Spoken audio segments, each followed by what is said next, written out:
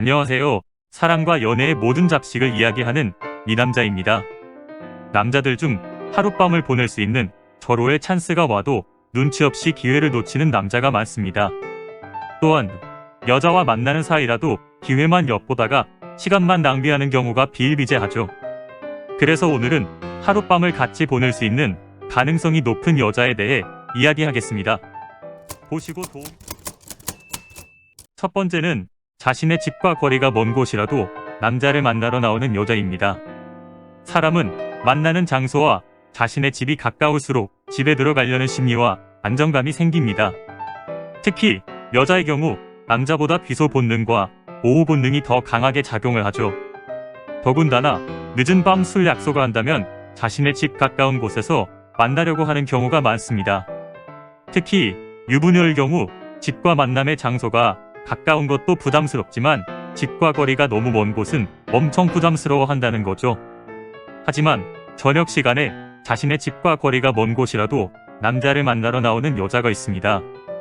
여자는 남자와 약속을 할 때 그 남자와 어떻게 시간을 보낼 것이며 이후에 어떻게 해야 되겠다는 생각을 대략 가지고 남자를 만나게 됩니다.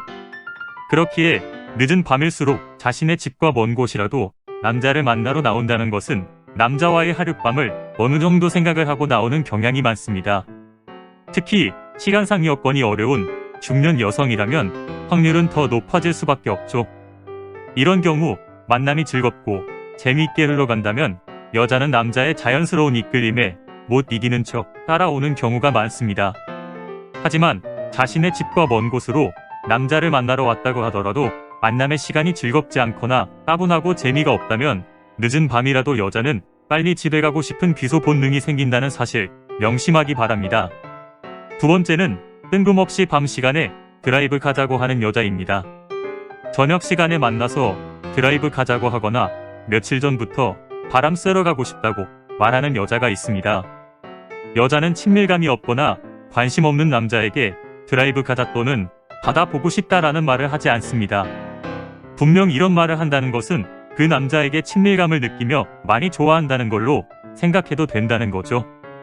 여자는 일상생활에서 자신이 좋아하는 남자와 연인으로 발전이 없는 경우 새로운 낯선 환경에서 그 남자와 같이 있으면서 새로운 연인으로 발전을 꿈꾸는 경향이 많습니다.